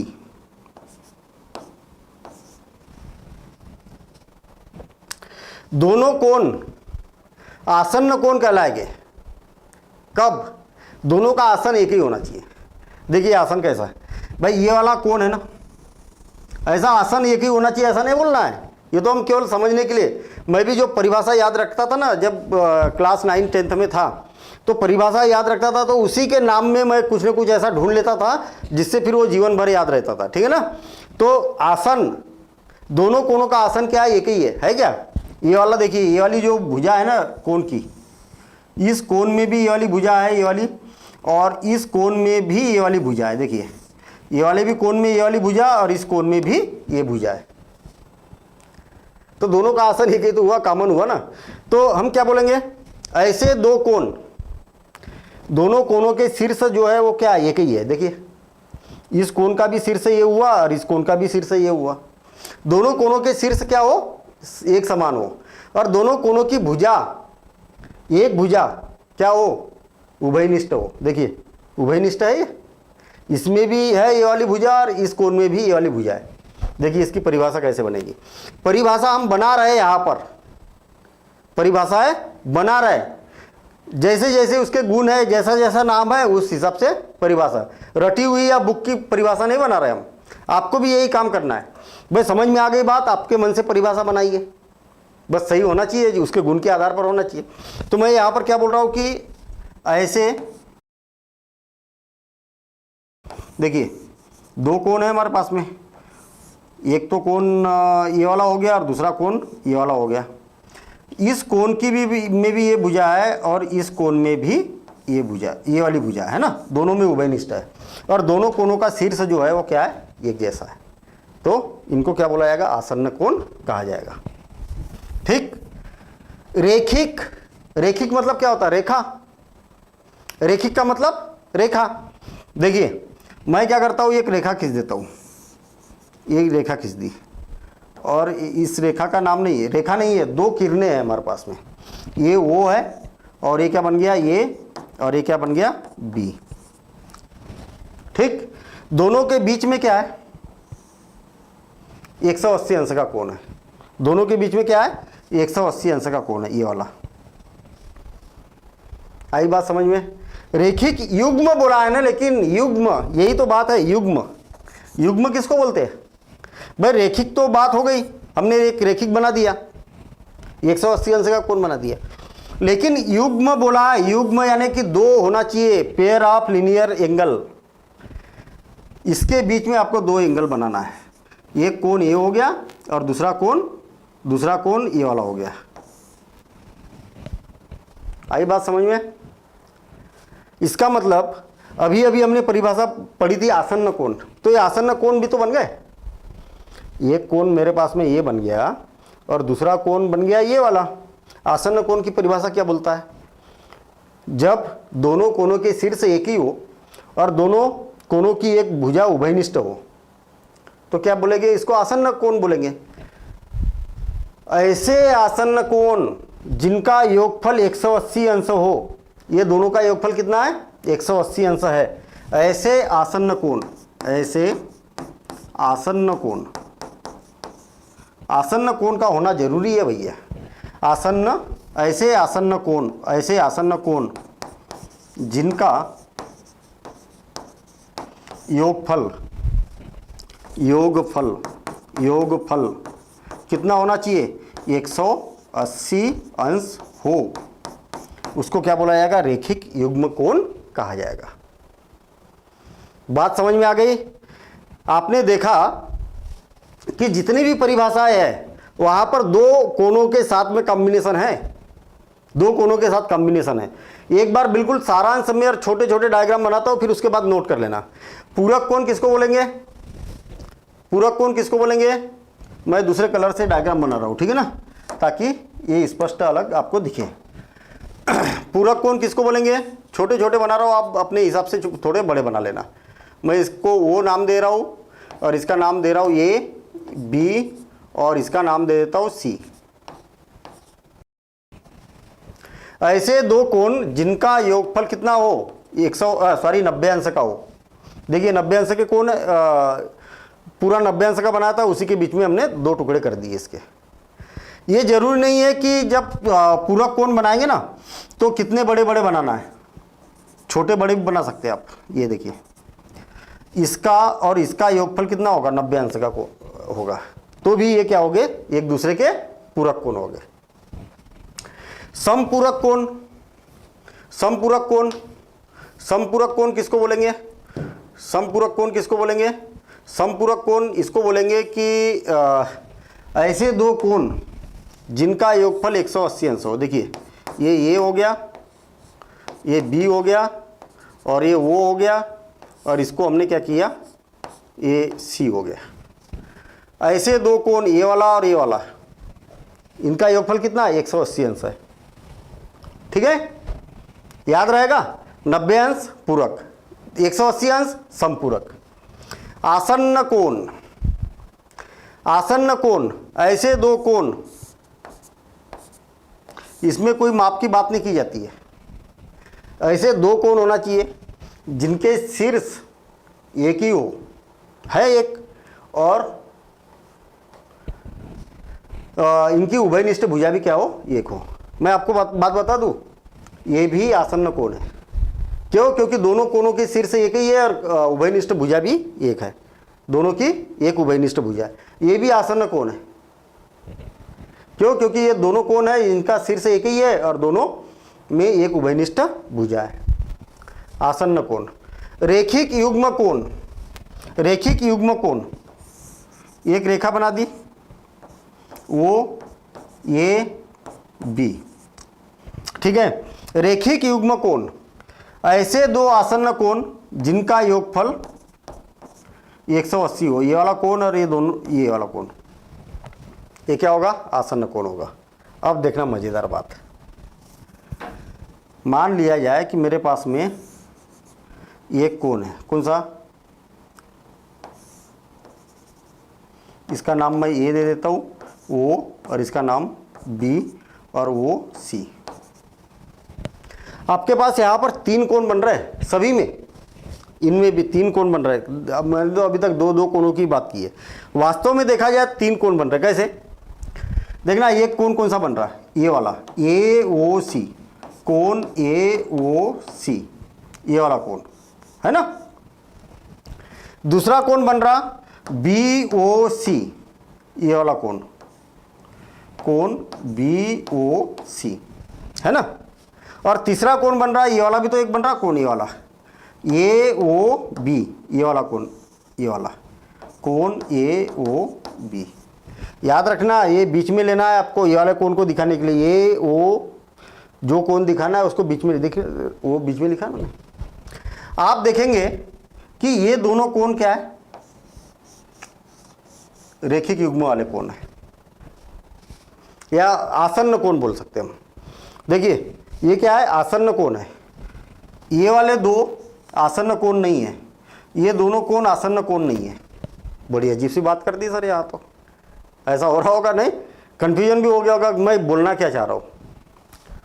मान लिया जाए कि मैं ये बोलना चाह रहा हूँ कि ये वाला कोण और ये वाला कोण, ये दोनों कोण आसन्न कोण है। आप देखिए कि ये जो बड़ा कोण है ना, इसमें कौन सी भुजा है, ओ ए और ओ बी है, ये वाले बड़े वाले कोण में। और ये वाले कोण में कौन सी भुजा है, ये वाले कोण में ओ ए और ओ सी। आप देखेंगे कि इस कोण में और इस कोण में बीच में कोई उभयनिष्ठ भुजा नहीं है। भाई क्या इसमें उभयनिष्ठ कौन होना चाहिए, ओ सी होना चाहिए था ना उभयनिष्ठ, जबकि यहाँ पर क्या है ओ ए उभयनिष्ठ है, तो ये आसन्न कोण नहीं हो गए। नहीं आई बात समझ में, क्या बोला है, जिनके शीर्ष क्या होना चाहिए, इनके शीर्ष क्या होना चाहिए, एक ही बिंदु पर स्थित होना चाहिए, और इन दोनों कोणों के मध्य की जो भुजा रहेगी वो उभयनिष्ठ होना चाहिए। आइट साइड वाली उभयनिष्ठ नहीं, मध्य वाली, ये वाले कोण के मध्य वाली जो भुजा रहेगी ये उभयनिष्ठ होना चाहिए। कहने का मतलब ये वाला कोण और ये वाला कोण, देखिए दोनों कोण की ये वाली उभयनिष्ठ भुजा है, ये वाला कोण और ये वाला कोण, इनकी ये वाली भुजा उभयनिष्ठ है ना। ये वाला कोण और ये वाला कोण, तो इसकी ये वाली उभयनिष्ठ भुजा है, ऐसा। ठीक, तो मेरे ख्याल से कन्फ्यूजन बिल्कुल नहीं होना चाहिए, बिल्कुल आसान काम है। पूरक कोण तो दोनों का योगफल 90 अंश होना चाहिए, समपूरक कोण दोनों का योगफल 180 अंश होना चाहिए। समपूरक ऐसा याद रखता था मैं इसको, पूरक मतलब आधा अधूरा काम है ना, न तो पास हुए न तो फेल हुए, आधे में अटक गए। देखिए ये पास है, ये मैंने ऐसा याद रखा था इसको, ये वो है और ये क्या है ये, और ये क्या हो गया बी हो गया। ये संपूर्ण है, संपूर्ण ऐसा याद रखा था मैंने 180 अंश का, और ये हो गए पूरक, बीच में अटक गया भैया, ना तो इधर के रहे ना तो इधर के रहे। आई बात समझ में। यदि दोनों का योगफल 90 अंश का है ये वाला, तो पूरक कोण, बीच में अटक गया ना। और संपूर्ण मतलब ये, इसको मैंने संपूर्ण बोल दिया, संपूरक कोण ऐसा याद रखा था, तो कभी नहीं भूलेंगे। फिर आसन मतलब दोनों कोणों का आसन क्या होना चाहिए, एक होना चाहिए, तो आसन्न कोण हो गया।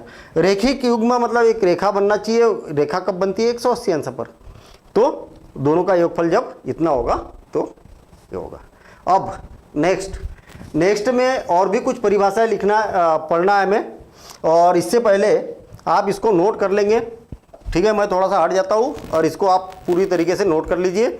अब देखेंगे हम शीर्षाभिमुख कोण क्या होता है। शीर्षाभिमुख कोण, शीर्षाभिमुख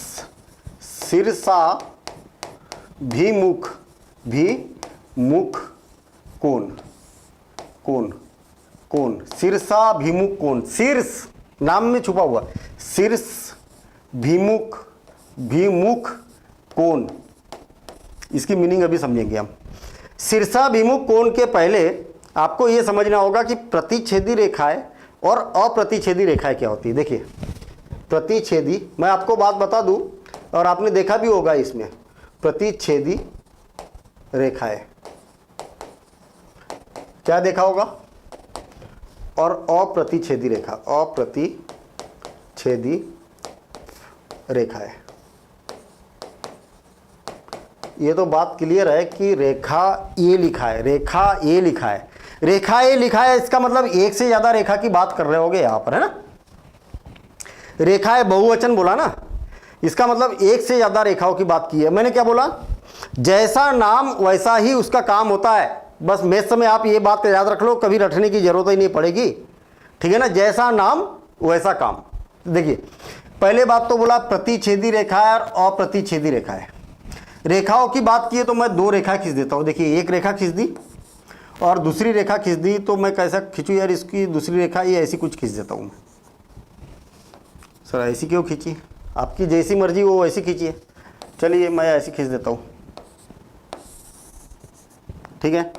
आपको ऐसा लग रहा कि नहीं मैं तो अलग तरीके से खींच रहा हूँ, ये और ये ऐसी खींच देता हूँ। रेखाएं दो प्रकार की होती है, दो रेखाएं के दो रेखाओं के गुण, अगर हमारे पास में दो रेखाएं हैं तो ये दो प्रकार से जा सकती है। या तो ये एक दूसरे को प्रतिच्छेद करेगी या तो फिर प्रतिच्छेद नहीं करेगी। आई बात समझ में। जो प्रतिच्छेद करेगी वो उसको प्रतिच्छेदी रेखा है, और जो प्रतिच्छेद नहीं करेगी उसको अप्रतिच्छेदी रेखा बोला जाएगा। दो रेखा है, देखिए मेरे पास में दो रेखाएं हैं, एक तो रेखा ये थी और एक रेखा क्या थी, ये थी। मैंने बताया था कि रेखा को यल और यम से प्रदर्शित किया जाता, तो एक रेखा यल है और दूसरी रेखा क्या है, यम है, ठीक है ना। ऐसे दो रेखाएं हैं, दोनों रेखाएं क्या है, समांतर है, रेल के पटरी के जैसे। रेल की पटरी देखी होगी आपने, देखी ना रेल की पटरी। रेल की पटरी कैसी होती है, बिल्कुल समांतर जाती है। आप देखिए कि अपने यहाँ से आप जिस भी शहर में रहते हैं या गांव में रहते हैं, वहाँ से आप चाहे जहाँ जाना है वहाँ चले जाइए, कभी दोनों रेल की पटरी आपस में मिलती है क्या, नहीं। क्यों, क्योंकि वो समांतर रहती। चाहे इसको आप अनंत पर इधर बढ़ा दो, चाहे तो अनंत पर इधर बढ़ा दो, किधर भी बढ़ा दो, इधर जितना बढ़ाना है उतना बढ़ा दो, रेल के पटरी के जैसा इसको भी जितना बढ़ाना है उतना बढ़ा दो। कभी भी ये एक दूसरे से नहीं मिलती है। और एक खासियत, एक विशेषता है, दोनों के बीच की जो दूरी होती है ना हमेशा बराबर होती है, इसलिए तो नहीं मिलती है ना। अगर कम ज़्यादा रहेगी तो कहीं ना कहीं मिल जाएगी वो। दोनों के बीच की दूरी जो होती है सदैव बराबर रहेगी, इसीलिए समांतर बोलते हैं। क्या बोलते हैं इसको, समांतर।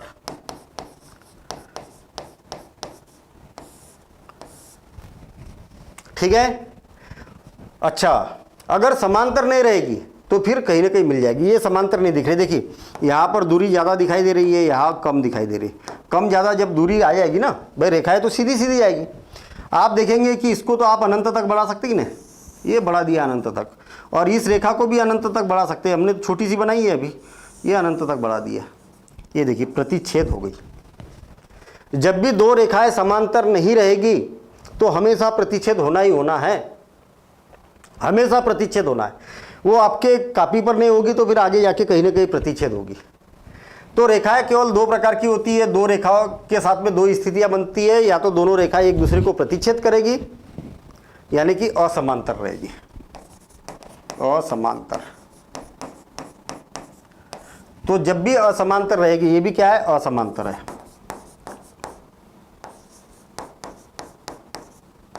ये भी क्या है, असमांतर है। तो प्रतिच्छेदी रेखाएं और अप्रतिच्छेदी रेखाओं की परिभाषा तो आप खुद भी बना सकते हैं। अब ऐसी दो रेखाएं जो समांतर है, ठीक है, ये रेखाएं क्या होती है, अप्रतिच्छेदी रेखाएं होती है। समांतर है ये, कभी प्रतिच्छेद ही नहीं होगी एक दूसरे से, तो अप्रतिच्छेदी रेखा है। ऐसी दो रेखाएं जो असमांतर हो, समांतर, असमांतर, समान, समांतर, समान अंतर। जब आपने गणित के शब्दों को का संधि विच्छेद कर दिया, दो टुकड़े बना दिए, तीन टुकड़े बना दिए, तो जीवन भर याद रहेगा, कभी नहीं भूलोगे। समांतर का मतलब समान अंतर। कैसे समान अंतर, ये समांतर है तो इसका अंतर जो है वो समान है। देखिए कहीं पर भी आप लंब डालेंगे ना, ये जी उतना ही लंबा रहेगा, उतना ही लंबा रहेगा, उतना ही लंबा रहेगा, उतना ही लंबा रहेगा, कभी भी ये लंबाई कम ज़्यादा नहीं होगी। हाँ ऐसे तिरछे आप बोलोगे, कई बच्चे रहते हैं बोलेंगे सर तिरछा करिए आप, देखिए सर इसकी अपेक्षा ये ज़्यादा है। भैया तिरछा थोड़ी बोल रहा हूँ मैं, लंबावत दूरी, लंबावत दूरी मतलब ऐसी लंबावत दूरी, यानी कि ये 90 अंश का कोण है, ये भी 90 अंश का कोण है, ये लंबावत दूरी है, 90 अंश का कोण, लंबावत लंब डालेंगे तो बराबर ही रहेगा हमेशा, ठीक है ना। तो समांतर रहेगी तो अप्रतिच्छेदी रेखा होगी, और असमांतर रहेगी तो प्रतिच्छेदी रेखाएं होगी। चलिए अब शीर्षाभिमुख कोण, मजेदार काम। मैं इतना टाइम इसलिए दे रहा हूं इसमें कि भैया इसके बिना बनना ही नहीं है कुछ आगे, इसके बिना नहीं बनेगी, एक्सरसाइज ही नहीं बनेगी, ठीक है। क्यों? क्योंकि क्वेश्चन आएगा आपको और आपको बोला जाएगा कि ये दो कोण कैसे शीर्षाभिमुख कोण है, आपको बोला जाएगा कि ये दोनों कोण क्या है, ये दोनों कोण कैसे है, आसन्न कोण है, आपको बोला जाएगा कि ये दोनों कोण रैखिक कोण है। मालूम ही नहीं रैखिक कोण तो कहाँ से बनेगा भैया क्वेश्चन। पहले क्वेश्चन समझने के लिए तो हमें ये परिभाषाएं मालूम होना चाहिए, ठीक है ना। अब देखना शीर्षाभिमुख कोण, शीर्ष है ना, आपको मालूम है कि जैसे कोई कोण होता है तो उसका शीर्ष क्या होता है, ये वाला होता है शीर्ष, जहाँ कोण बनता है। दो किरणें हैं हमारे पास, तो यहाँ पर क्या बनता है, ये कोण बनता है, देखिए, ठीक है, इसको शीर्ष बोला जाता है, इस कोने को। तो ऐसे कोई शीर्ष की बात की होगी। जब दो रेखाएं असमांतर हो, दो रेखाएं असमांतर हो, एक तो यल बना दिया इस रेखा का नाम और इसका नाम यम बना दिया, या तो फिर यल यम न बना के मैं क्या करता हूँ, इसका नाम ओ दे देता हूँ, और ए बी एक रेखा है और दूसरी रेखा है बी सी, दो रेखाएं हैं और दोनों रेखाएं एक दूसरे को कहाँ पर प्रतिच्छेद करती है, वो बिंदु पर प्रतिच्छेद करती है, तो वो बिंदु पर प्रतिच्छेद कर दिया इसने, ठीक है। अब वो बिंदु पर प्रतिच्छेद कर दिया। अब देखिए क्या बोला है भाई, यहां पर अगर आप देखते हैं तो चार कोण दिखाई दे रहे हैं आपको, चार कोण दिखाई दे रहे। कैसे?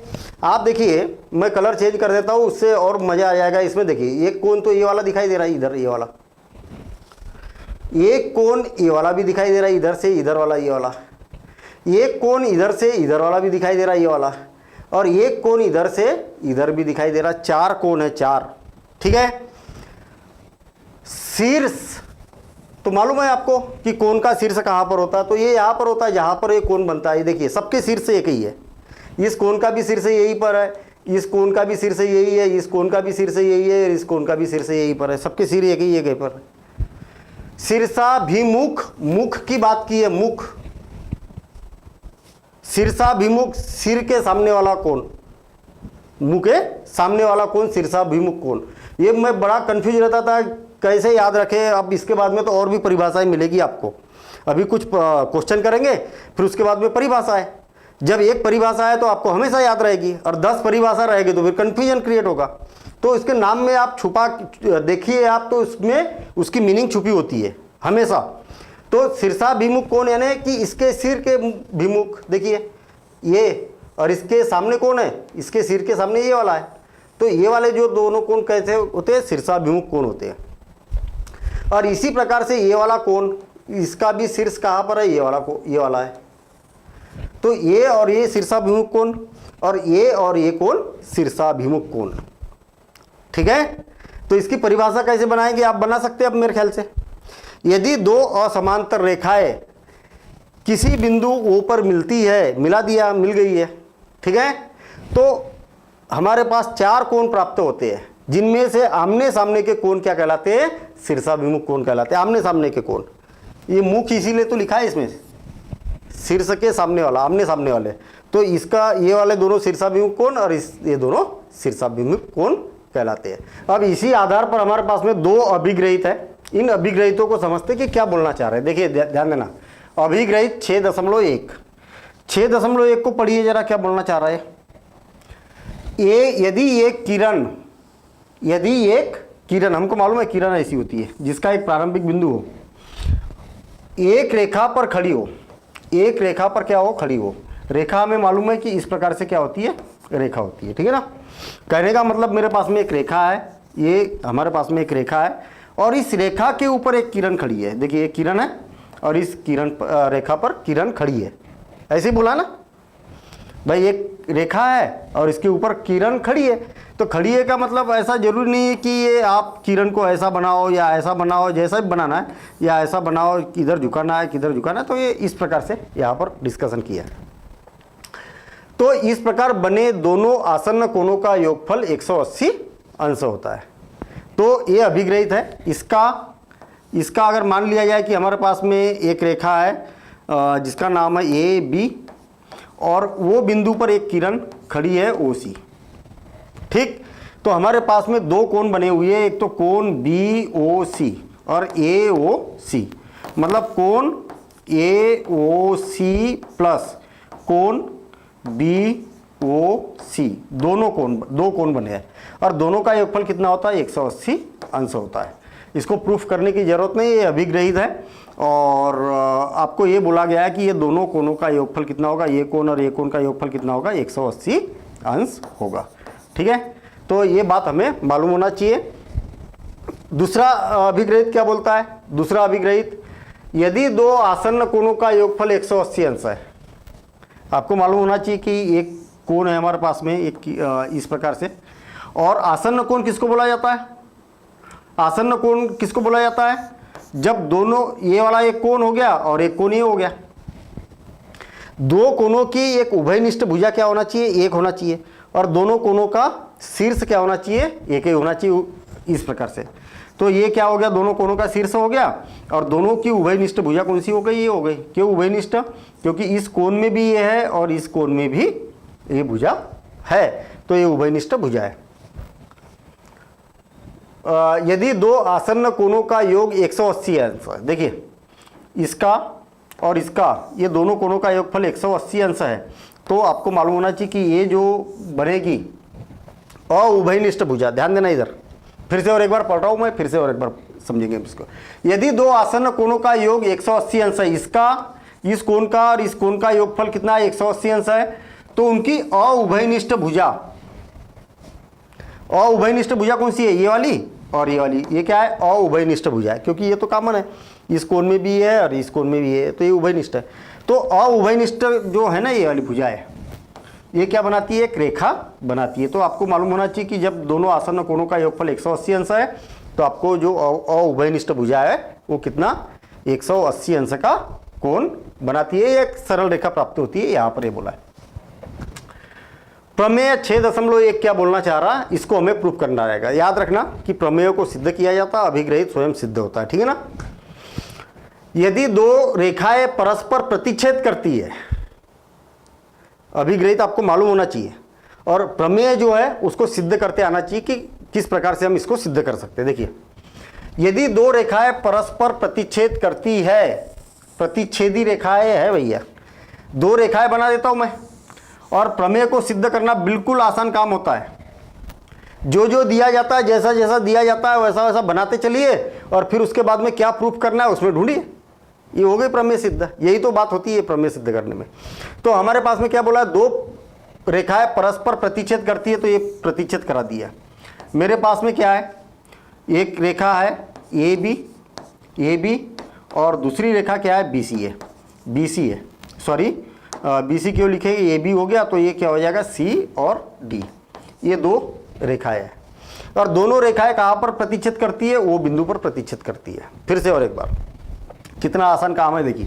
यदि दो रेखाएं परस्पर प्रतिच्छेद करती है, इतना तो आपको दिया है, इतना दिया है ना, तो ये यहाँ पर लिख देता हूँ कि माना दो रेखाएं, कौन सी रेखाएं, जो दिया है वही लिखना है आपको यहाँ पर। लेकिन आपने कौन सी रेखाएं बनाई, ए बी तथा सी डी क्या करती है, एक दूसरे को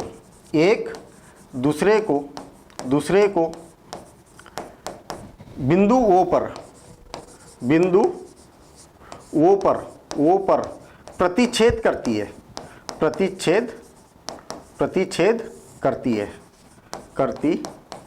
ठीक है। ये यहां तक इतनी बात हो गई यहां पर। तो शीर्षाभिमुख कोण क्या होते हैं, बराबर होते हैं, ये हमें सिद्ध करना है। तो हमें क्या करना है, ये दिया है, और सिद्ध क्या करना है, सिद्ध करना है। सिद्ध करना। ये माना की जगह हम दिया है लिख सकते हैं हम, है ना, दिया है, ये लिख दिया मैंने, दिया है। अब सिद्ध करना है, करना है। क्या सिद्ध करना है, क्या सिद्ध करना है बताइए जरा। शीर्षाभिमुख कोण बराबर होते हैं, कहने का मतलब ये वाला कोण और ये वाला कोण, ये दोनों कोण कैसे है, बराबर है। और ये वाला कोण, ठीक है, ये इसको सिंगल लाइन से बना रहा हूँ, और ये वाला कोण ये कैसे है, बराबर है। मतलब ये दोनों कोण शीर्षाभिमुख कोण दोनों बराबर है, और ये वाला कोण शीर्षाभिमुख कोण है, ये दोनों कोण कैसे है, बराबर है। ये हमें सिद्ध करना है। तो हमें सिद्ध करना है कि कोण कौन सा, A O D, A O D is equal to ये वाला, और is equal to B O C, कोण बी ओ सी, ये दोनों बराबर है।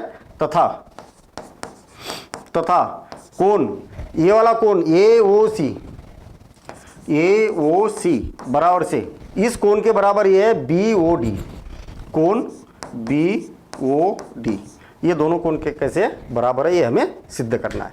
अब उत्पत्ति, देखिए उत्पत्ति करने का तरीका बिल्कुल आसान काम है, आसान है। आपको ये बताना है कि ये वाला कोण और ये वाला कोण कैसा है, बराबर है, ऐसे ही बताना है ना। कलर चेंज करता हूं मैं, ये वाला कोण और ये वाला कोण कैसा है, बराबर है, ये सिद्ध करना है हमें। आपको यहीं पर सोचना है, थोड़ा सा डायग्राम को देख के सोचना है कि कैसे हम प्रूव कर सकते हैं भाई इसको, यहीं पर सोचना है। और जो पहले आप पूरी तरीके से संतुष्ट हो जाइए सोचने के बाद कि हाँ हम कैसे सिद्ध कर सकते हैं, और सोचने के बाद में फिर वो काम करना चालू करें। कई बच्चे क्या करते हैं कि इधर लिखना चालू कर देते हैं और ये कर देते हैं। डायग्राम को देखिए कैसे प्रूव कर सकते हैं। देखना, आपको ये मालूम है, मैं दूसरा कलर चेंज कर रहा हूँ। देखना, आपको ये मालूम है कि ये वाला और ये वाला कोण, ये वाला कोण और ये वाला कोण, दोनों कोण कैसे कैसे कोण है, आसन्न कोण है। आसन्न कोण बोल सकते हैं, या तो रेखिक युग्म भी बोल सकते हैं। इन कोणों को क्या बोला जाता है, देखिए एक रेखा है और ये वाला कोण और ये वाला कोण कैसा है, रेखिक युग्म है। और रेखिक युग्म अभी अभिग्रहित पढ़ा हमने, ये दोनों का योगफल कितना होता है, 180 अंश होता है। आई बात समझ में, ये दोनों का योगफल कितना होता है, 180, क्योंकि ये रेखा है ना, ये क्या है, एक रेखा है आपके पास। तो देखिए इसका और इसका योगफल कितना हो गया, 180 अंश हो गया। और सेम इसी प्रकार से ये दोनों का योगफल, इसका और इसका योगफल कितना होगा, ये भी 180 अंश होगा। ठीक है, तो ये वाला दोनों में कॉमन है, तो कॉमन है तो अपना काम हो जाएगा। देखिए कैसे काम होगा, बस इतनी बात आपको सोचना है, तो फिर क्वेश्चन बड़े आसानी से बनेगा या प्रमेय आसानी से बनेगा। हम यहां पर बोल सकते हैं कि कोण ये वाला कोण और ये वाला कोण, कोण ए ओ डी प्लस कोण कौन सा, ये वाला बी ओ डी, कोण बी ओ डी बराबर से कितना होगा, 180 अंश होगा। क्यों होगा, क्यों होगा, रेखिक युग्म कोण है ये, है ना, क्यों। और बराबर होगा, मैं इसको समीकरण 1 दे देता हूं। और क्यों बराबर होगा, क्योंकि रेखिक युग्म कोण है। ये कैसे है, रेखिक युग्म कोण है भाई, एक रेखा है और इस रेखा पर जो कोण बनेंगे वो दोनों का योगफल कितना होगा, 180 अंश होगा। पुनः आपको मालूम है कि इस कोण का और इस कोण का योगफल कितना होगा, ये भी 180 अंश होगा, क्योंकि ये भी रेखिक युग्म है। देखिए एक रेखा है और इस रेखा के ऊपर दोनों कोण बने हैं। कोण BOC, कोण BOC प्लस ये वाला BOC प्लस ये वाला कोण BOD, कोण BOD, और दोनों का योगफल कितना है, 180 अंश है। मेरे ख्याल से यहाँ पर तो कन्फ्यूजन नहीं होगा। रेखा बनेगी तो रेखा में देखिए एक रेखा बनी और यहाँ पर जैसे कोण बनेंगे तो ये इसका और इसका योगफल 180 अंश होगा, क्योंकि ये रेखिक युग्म बोलते हैं इसको। ठीक है ना, तो ये रेखा बनी तो इसका और इसका योगफल 180 अंश, ये रेखा बनी तो इसका और इसका योगफल 180 अंश। बिल्कुल सिंपल काम। अब इसको दे देते हैं हम समीकरण 2, और ये भी क्यों है, क्योंकि ये भी क्या है, रेखिक युग्म कोण है। ऐसा हम यहाँ पर भी इसका कारण दे दिए। समीकरण 1 और 2 से, समीकरण 1 व 2 से दोनों समीकरण को देखिए, समीकरण 1 का लेफ्ट हैंड साइड और समीकरण 2 का, सॉरी ऐसा नहीं, समीकरण 1 का राइट हैंड साइड और समीकरण 2 का भी राइट हैंड साइड, आप देखेंगे कि दोनों कैसे बराबर है, तो लेफ्ट हैंड साइड भी बराबर हो गए। आई बात समझ में? नहीं भाई, मेरे पास में क्या दो चीजें हैं, इतने के बराबर 10 है और इतने के भी बराबर कितना है, 10 है। तो देखिए राइट हैंड साइड दोनों के बराबर है, तो इसके बराबर ये हो जाएगा। स्वाभाविक सी बात है, इसके बराबर ये है और इसी के बराबर ये है, तो ये और ये दोनों कैसे हो जाएंगे, बराबर हो जाएंगे। सिंपल है। तो दोनों के राइट हैंड साइड बराबर है, तो लेफ्ट हैंड साइड भी क्या हो जाएगा, बराबर हो जाएगा। यानी कि AOD प्लस BOD, है ना। मैंने क्या किया, समीकरण 1 का लेफ्ट हैंड साइड लिया और इसका भी लेफ्ट हैंड साइड ले लेता हूँ। दोनों कैसे हो गए, बराबर का चिन्ह लगा दिया, कोण BOC प्लस कोण BOD। कितना आसान काम है। इधर भी BOD, इधर भी BOD है और इधर भी क्या है, BOD है। देखिए BOD इधर भी है और इधर भी BOD है, दोनों कैंसिल हो गए। या तो BOD को इधर लाएंगे तो माइनस हो जाएगा और माइनस और प्लस कैंसिल हो जाएगा। तो अतः कोण AOD इज इक्वल टू क्या हो जाएगा, कोण BOC। इति सिद्धम, इति सिद्धम। यही तो सिद्ध करना था, यही तो सिद्ध करना था। आपको क्या सिद्ध करना था कि ये वाला कोण और ये वाला कोण क्या है, बराबर है। तो हमने एक रेखिक युग्म इधर से बना दिया, एक रेखिक युग्म इधर से बना दिया, ये दोनों में आ गया तो दोनों कैंसिल हो गए। तो AOD कहा गया, AOD और BOC ये दोनों कोण कैसे हो गए, बराबर हो गए। आई बात समझ में। इसी प्रकार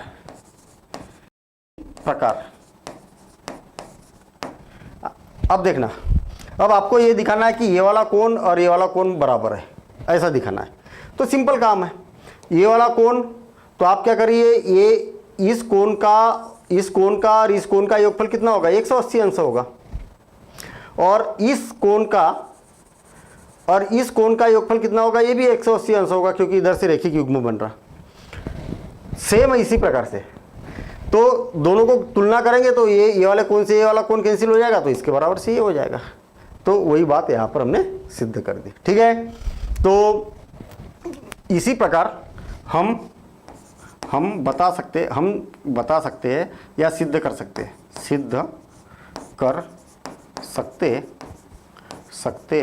हैं कि क्या सिद्ध कर सकते हैं कि कोण AOC बराबर से कोण BOD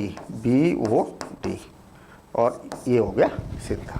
तो जरूरी नहीं है कि दोनों को सिद्ध करके दिखाए, एक को सिद्ध किया, बोल दिया कि भैया इसी के जैसा दूसरा भी रहेगा। ठीक है ना।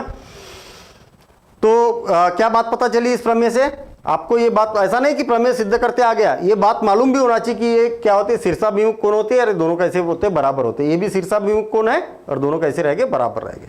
ठीक है। तो इसी आधार पर अब हम प्रश्नावली करते हैं, लेकिन प्रश्नावली करने से पहले आपको मैं एक चेतावनी ही बोल सकते हैं, आप चेतावनी दे रहा हूँ। ठीक है। चेतावनी कैसी दे रहा हूँ, जितनी भी परिभाषाएं देखी हमने, कोणों के प्रकार, ये सारी परिभाषाएं आपको मालूम होना चाहिए, कोणों के प्रकार। ठीक है।